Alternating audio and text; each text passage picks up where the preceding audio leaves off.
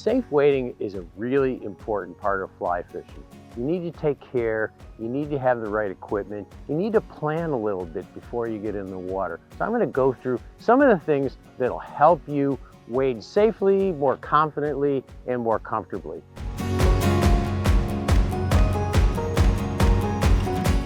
Number one is equipment. You need a belt on your waders.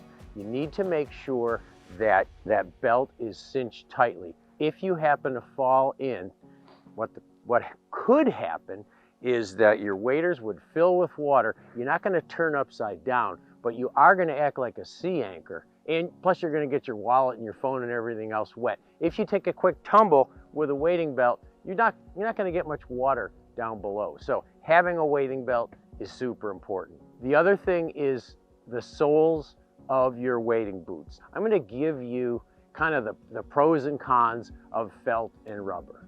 So let's start with felt soles. Felt soles are an older, more traditional way of covering the bottom of a wading boot.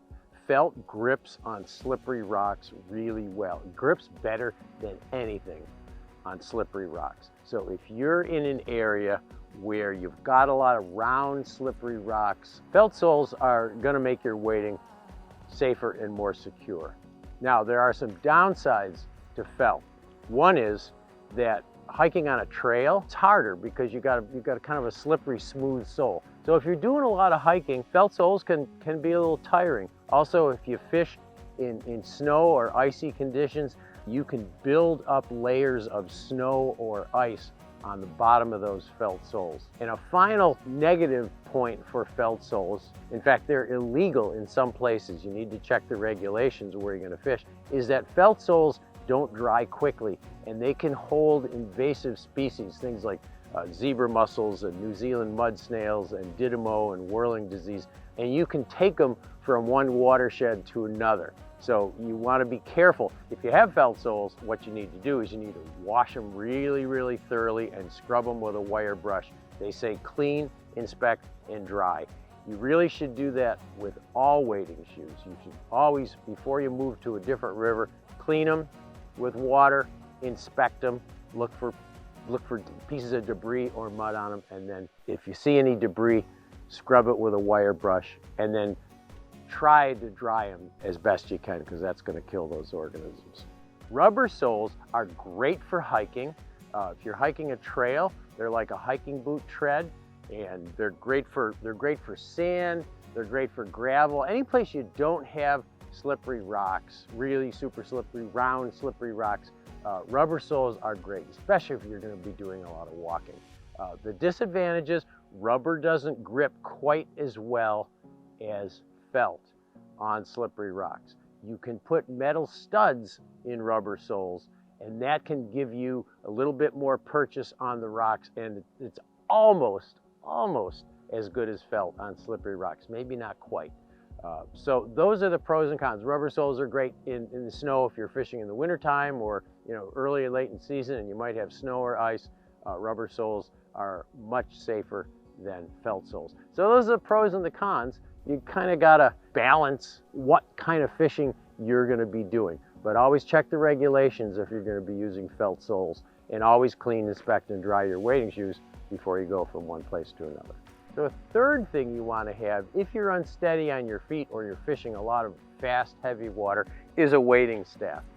Most of them are collapsible. You just pull them out, put them together, lock them, and you've got a third leg or a tripod that gives you a lot more stability. Before you get into wade, there's a few things to think about. One is that you should have polarized sunglasses because you need to be able to see through the water. You need to be able to see rocks and logs and things like that. And if the water's really dirty and you can't see into the water, then you have to be extra careful and really move slowly and carefully. But polarized sunglasses in most cases are going to really help you see where you're going. The next thing is look for a shallow place to cross. Look for a place where usually the tail of a pool or a riffle is where you're going to find the shallowest water. So that's important. Look for the right place to cross. You don't want to cross in the deepest part of the pool.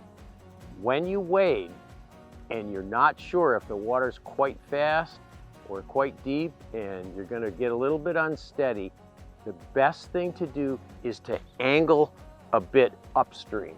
You want to always move in an upstream direction when you're wading. If you get into a situation where the water gets too deep or too fast and you're tired, you can always turn around and retrace your steps. You know you can get back in that direction. You've left yourself a trail of breadcrumbs where you got safe wading. If you start in a downstream direction, the current can get too fast and can push you into a deep hole or into really heavy water, and you won't be able to turn around and come back. So when you're crossing, just pick an angle and work upstream when you're crossing the river. When you're wading, you want to shuffle your feet. You want to move and feel with your toe, and then go toe, ball, heel, and move along slowly, shuffle. Just make sure that you're getting a firm purchase on each foot before you take another step, especially in fast, heavy water. Another thing I've found is you need to be really careful not to cross your legs. You want to keep your weight centered. You want to have your knees over your ankles, and you want to have your weight centered over your feet.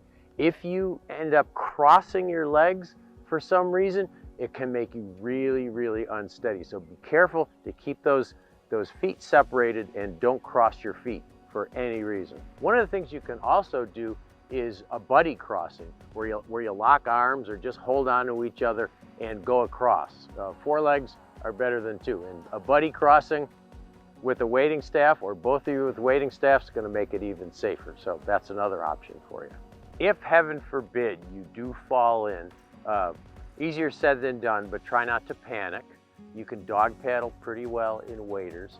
If you're in heavy, deep water, just stay calm, paddle off to the side, try to get to shore as quickly as possible. It's really hard once you fall in to stand up again. It can be very difficult. So you need to just get to a really shallow place, and if you have to crawl out of the water, it's not very graceful, but do it.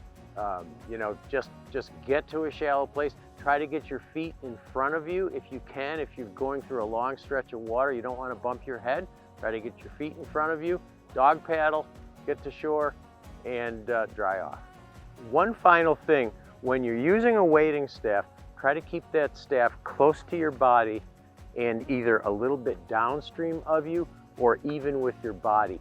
If you put that wading staff upstream, you can get pulled away from it. So keep it here, off to the side a little bit, keep it even with your body or a little bit behind you so you can push against the current. So safe wading can make your fishing more fun, more comfortable, and obviously safer. And if you can't swim, because there may be a time when you have to swim in waders, wear a PFD. Not a bad idea.